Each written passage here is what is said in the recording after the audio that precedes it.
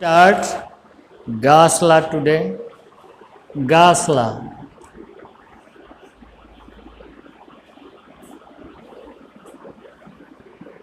Gauss's law.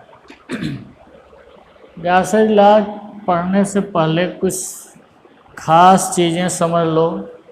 First is area vector.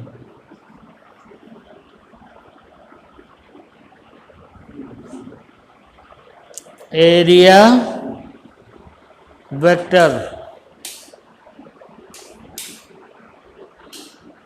area vector is a vector having magnitude of area.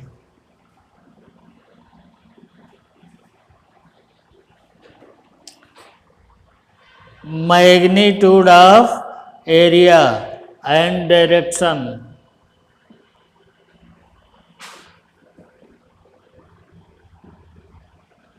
perpendicular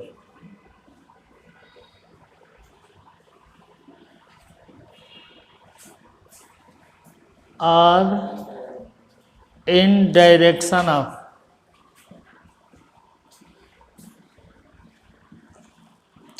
outward drawn normal. Outward drawn normal to the area.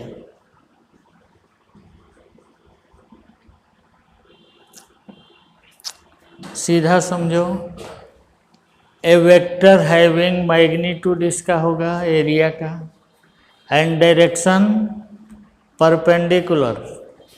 अब perpendicular clear नहीं है तो उसके आगे बढ़ा दिए are in direction of outward drawn normal to the area.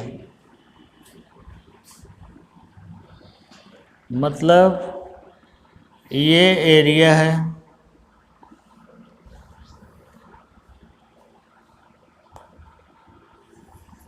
तो direction outward drawn normal, नीचे नहीं।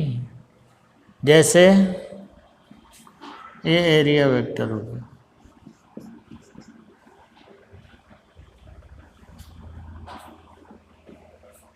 सिमिलरली अगर ये इस तरह का एक सरफेस तुमने लिया तो आउटवर्ड ड्रॉन नॉर्मल एरिया होगी।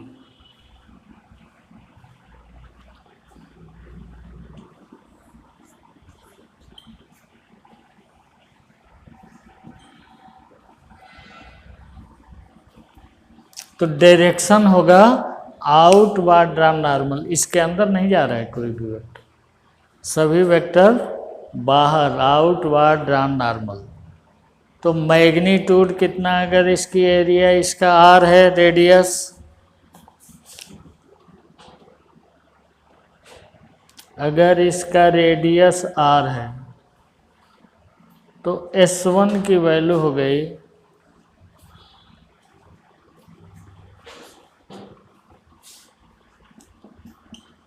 पाई आर स्क्वायर, एंड डायरेक्शन देख रहे हो, डायरेक्शन आउटवर्ड ड्रॉन नॉर्मल।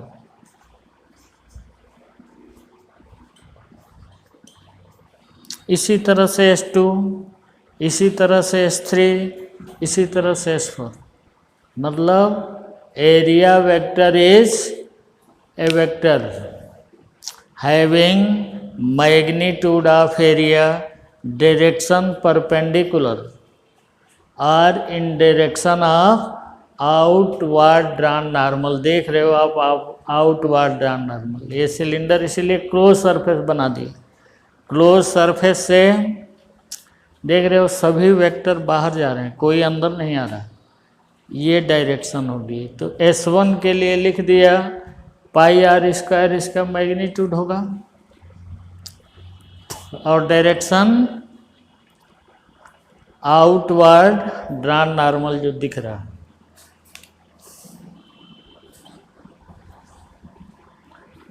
तो एरिया की डायरेक्शन में नहीं, एरिया के परपेंडिकुलर होता है, दैट इज एरिया वेक्टर। समझ गए होगे? Area vector is a vector having magnitude of area and direction perpendicular और in direction of outward drawn normal. याद रखो, आउटवर्ड ड्रॉन नॉर्मल, सभी नॉर्मल आउटवर्ड होंगे।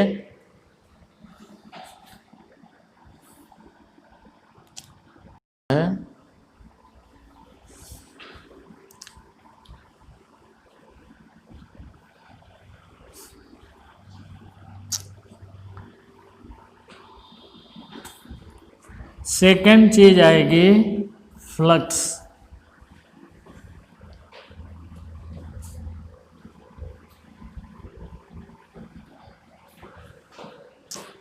इलेक्ट्रिक फ्लक्स सेकेंड टर्म जो use करेंगे हम लोग गॉस लॉ में, second term is electric flux.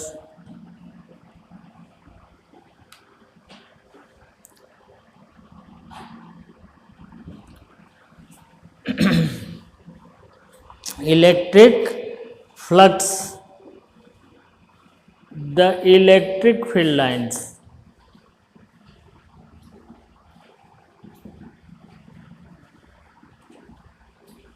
electric field lines passing through area,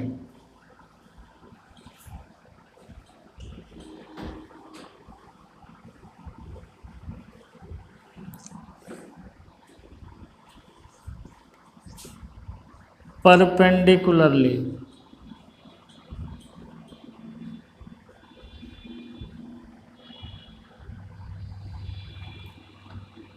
is called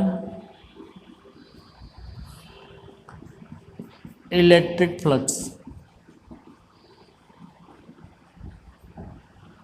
The electric field lines passing through an area perpendicularly is called electric flux. Electric flux is scalar quantity.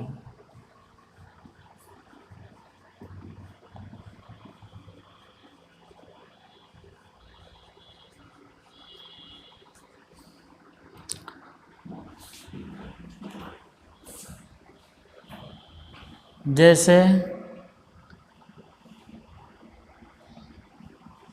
ये electric field lines हैं, ये area,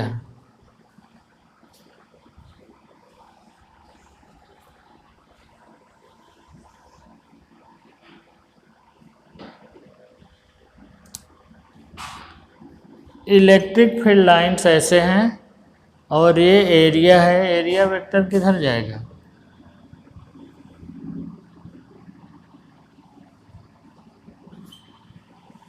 ds।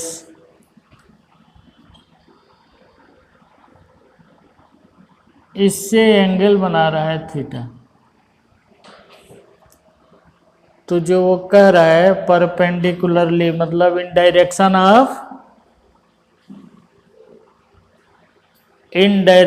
Of area vector. ये perpendicularly जो लिखा है इसका sense हुआ इन direction of area vector. तो इसके लिए फाई ई यूज करोगे आप, इलेक्ट्रिक फील्ड ई वेक्टर हो गया, डॉट प्रोडक्ट करोगे ds। इसको लिख सकते हो आप डी फाई कर दो, E dot ds equals E ds cos theta.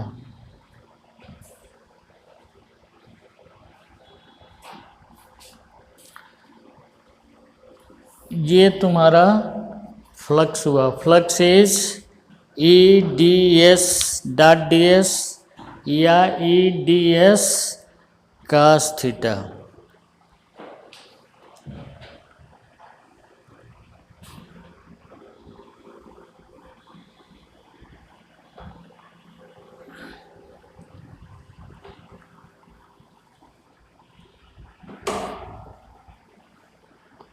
समझ गए?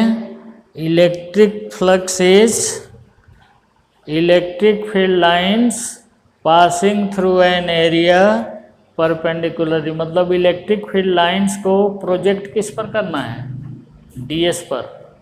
डीएस पर प्रोजेक्ट करने के लिए हम कौन सा यूज करते हैं? Dot product. Dot product use किया, E D S cos theta, E D S cos theta, ये इलेक्ट्रिक फ्लक्स हो गए। तीसरी चीज जो यूज होती है इसमें, सॉलिड एंगल।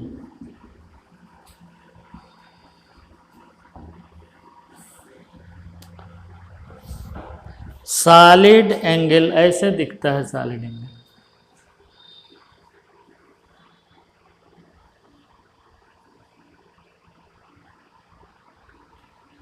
जैसे कोन में एंगल देखते हो, साफ्टी खाते हो उसमें एंगल देखते हो, तो जो इस तरह का एंगल है ये सॉलिड एंगल है।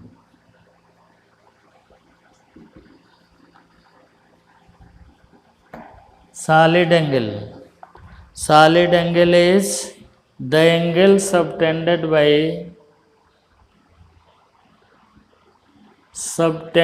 by part of a sphere at its center. The angle subtended by part of a sphere at its center, that is called solid angle. तो तीन चीजें बताई गई। एक बताया एरिया वेक्टर। एरिया वेक्टर क्या होता है? Having magnitude of area, direction in outward drawn normal. दूसरा बताया electric flux. Electric flux means electric field lines passing through an area perpendicularly. और तीसरी चीज solid angle, angle subtended by part of A sphere at its centre is called solid angle. Solid angle का जो इसमें use होता है, solid angle subtended bye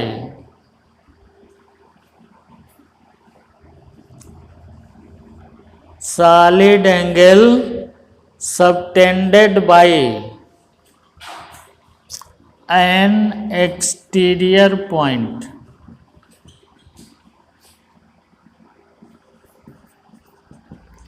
solid angle subtended by an exterior point on a closed surface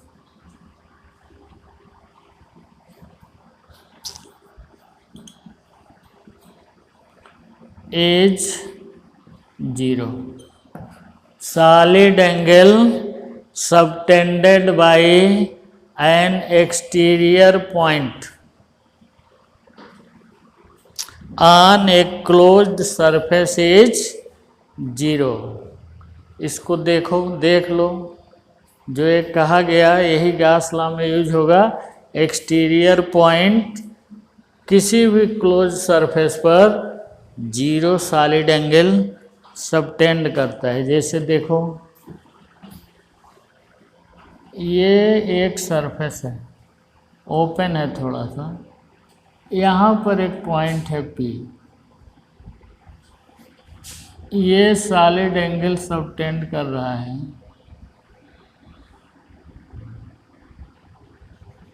ω1। अगर इसको थोड़ा close कर दें और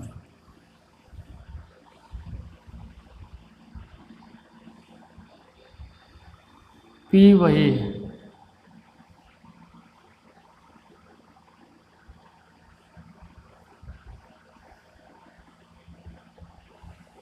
ये हो गया ओमेगा 2।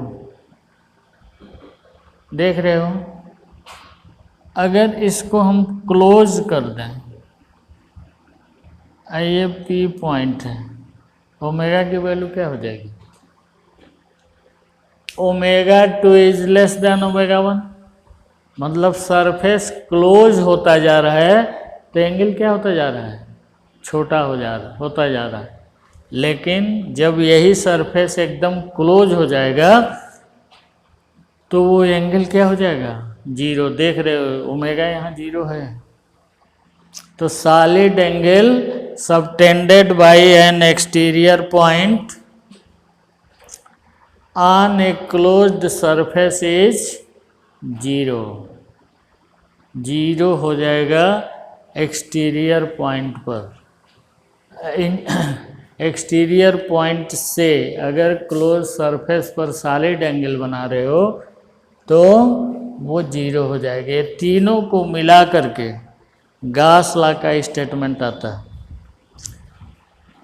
तीनों को मिला करके गॉस लॉ का स्टेटमेंट बनता है।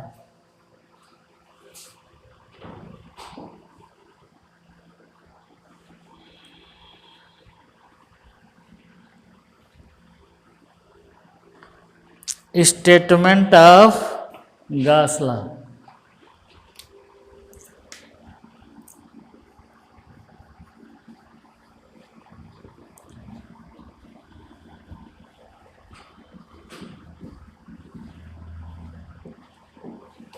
Statement of Gauss's law.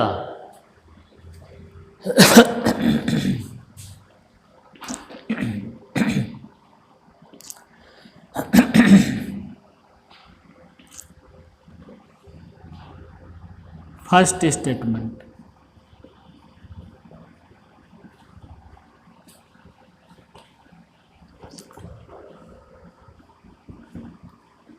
Electric flux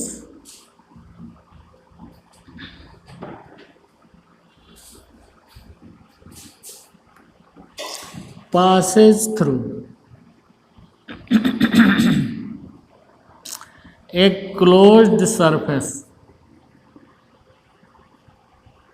Electric flux passes through a closed surface is equal to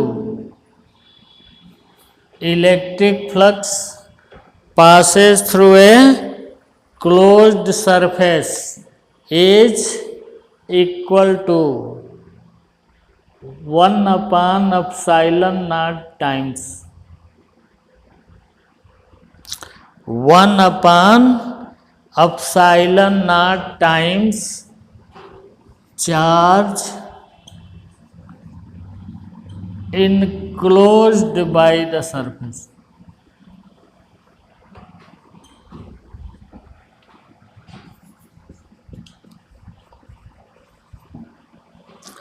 Charge enclosed by the surface. Electric flux passes through a closed surface is equal to 1 upon epsilon naught times charge enclosed by the surface, that is phi e equals E dot ds.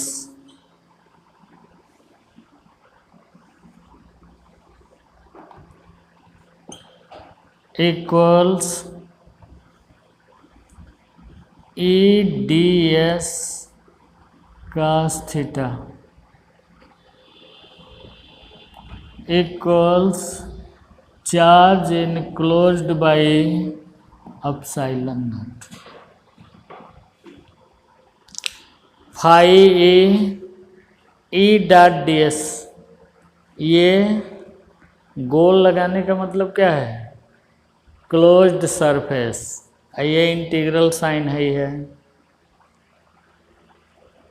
तो complete surface का जब लेंगे तो ये phi लिखा, D phi नहीं किया। Total flux की बात की, 1/ε times charge enclosed by the surface किया, Q enclosed by the surface. This is first statement of Gauss law. Second statement भी दे सकते हो।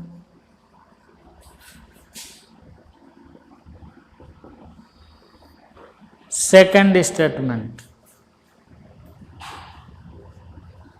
The surface integral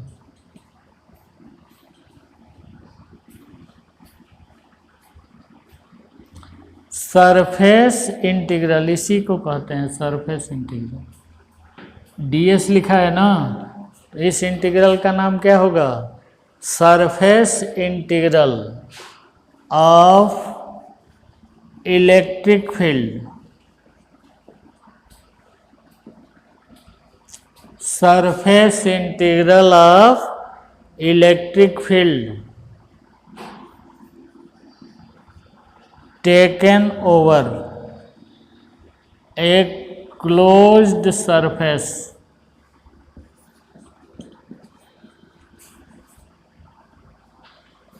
taken over A closed surface is 1/ε times charge enclosed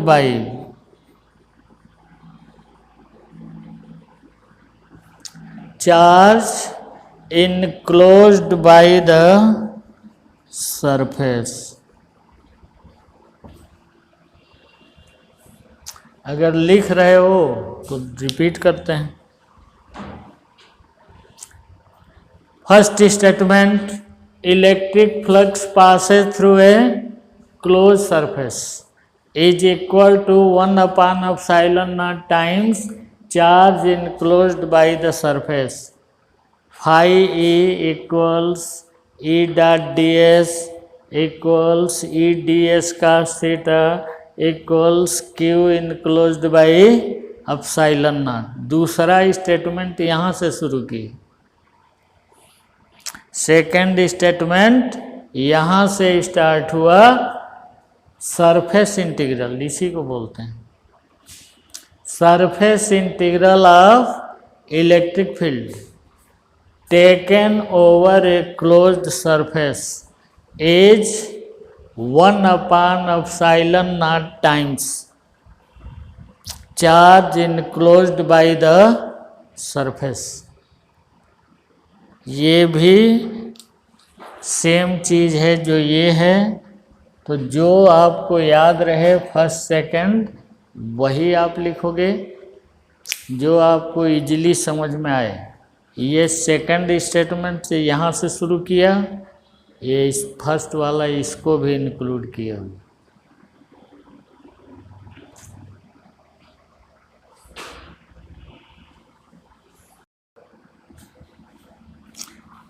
अब Gauss law phi E equals E dot D S equals E D S cos theta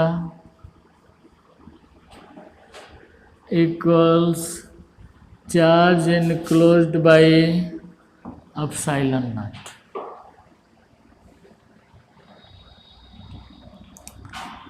इतना portion बोलते हैं ये electric field side.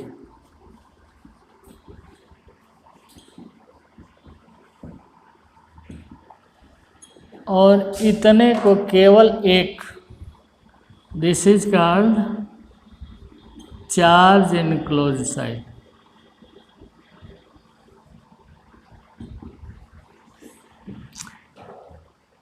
Electric field side है यहाँ तक, phi dot D S सभी electric field के ही part, E D S cos theta ये सभी इलेक्ट्रिक फील्ड साइड हैं। और दूसरा है चार्ज इनक्लोज, जो चार्ज इनक्लोज्ड है गासियन सरफेस में उसी को लिया जाता है। तो टू इलेक्ट्रिक फील्ड साइड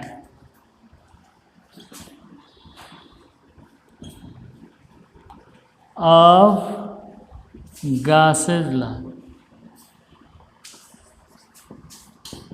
मतलब इसमें two electric field side of Gauss law, इस पर क्वेश्चन आईआईटी भी पूछ चुका है, समझते जाओ।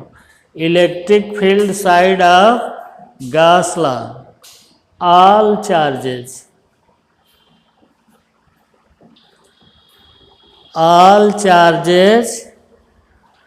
present in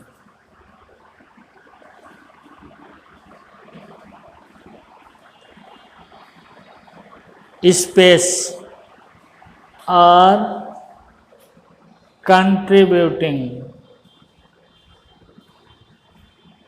all charges present in space are contributing, सभी चार्ज जितने भी स्पेस में हैं सभी कंट्रीब्यूट करेंगे।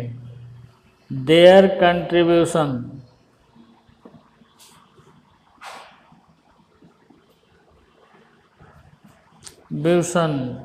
में बी जीरो,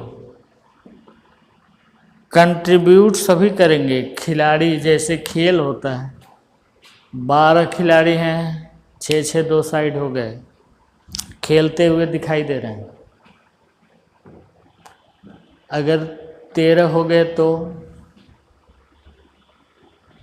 एक साइड 6 कर दोगे, दूसरे साइड 7 कर दोगे, 7वें को काउंट नहीं किया जाता।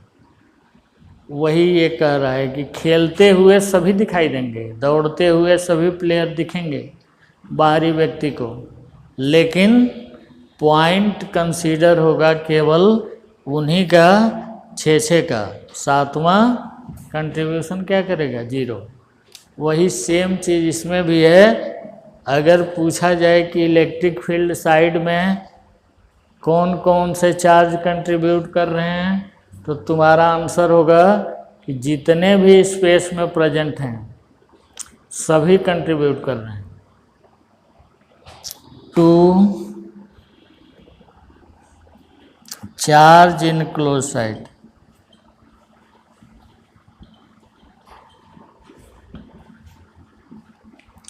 the charges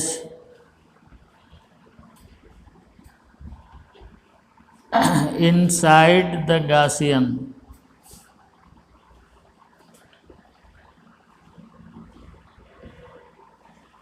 surface are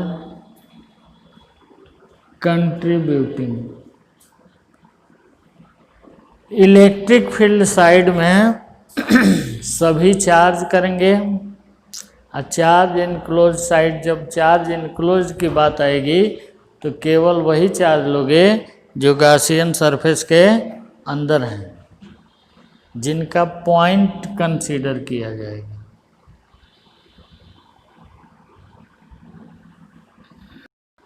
जैसे क्वेश्चन इस तरह का आईआईटी का किसी क्वेश्चन है, 7 charges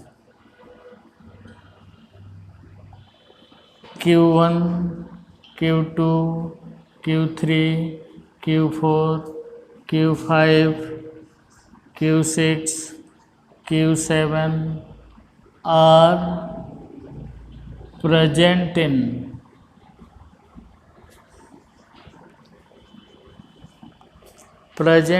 space as shown in figure।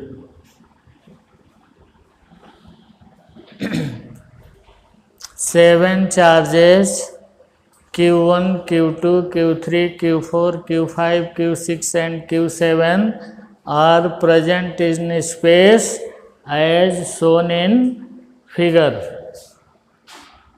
जैसे Q1, Q2, Q3, Q4, ये गॉसियन सरफेस ड्रा कर दिया।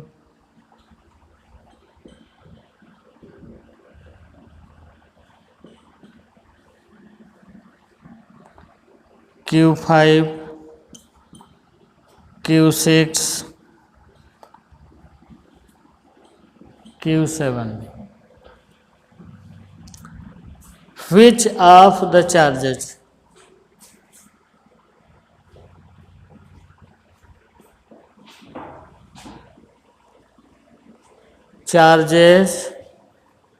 contribute to electric field side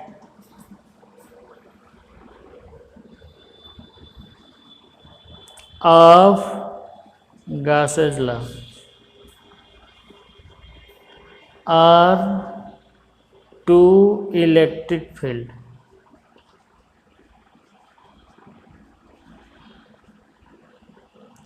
Which of 7 charges Q1, Q2, Q3, Q4, Q5, Q6, Q7 are present in space as shown in figure? Figure देख लो, Q1, Q2, Q3, Q4, Q5, Q6, Q7 Gaussian surface से draw कर दिए. Which of the charges contribute to electric field side of Gauss law? और केवल इतने लिख सकता है टू इलेक्ट्रिक फील्ड. ऑप्शन दे रहे हैं तुमको. A Q1, Q2, Q3, Q4, B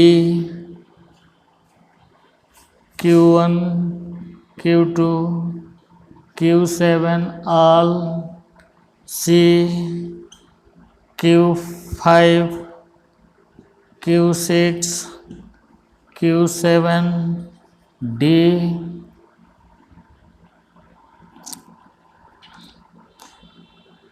none of above.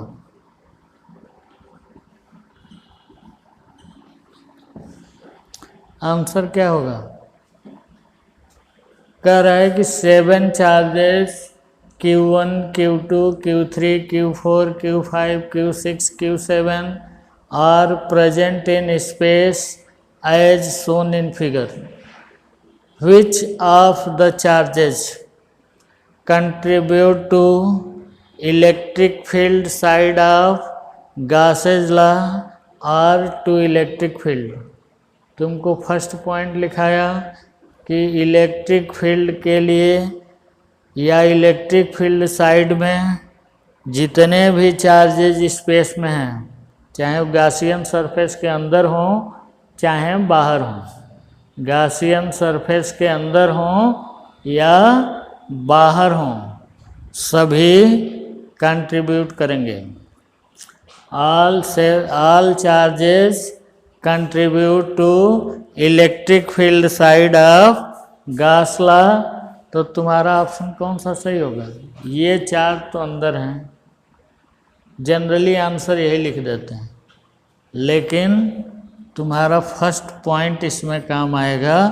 जितने भी चार्जेज स्पेस में होंगे भले उनका कंट्रीब्यूशन 0 हो, लेकिन खेलेंगे ज़रूर. तो सभी चार्जेज आपका आंसर होगा. जितने भी चार्ज स्पेस में हैं सभी गॉस लॉ में कंट्रीब्यूट करेंगे. तो आज गॉस लॉ का यहाँ तक हुआ. कल जो है कुछ इसके प्रॉब्लम्स कराएंगे, एप्लीकेशन कराएंगे और गॉस लॉ को और इलेबोरेट किया जाएगा. अभी तक यहाँ फाइनल करते हैं. कल से फिर इसी को कंटिन्यू करेंगे गॉस लॉ को. गॉस लॉ थोड़ा बड़ा है, समझ जाओगे तो एस.सी. वर्मा हो जाएंगे. अगर समझ गए तो आप एस.सी. वर्मा के सभी क्वेश्चन खुद कर लोगे. Thank you.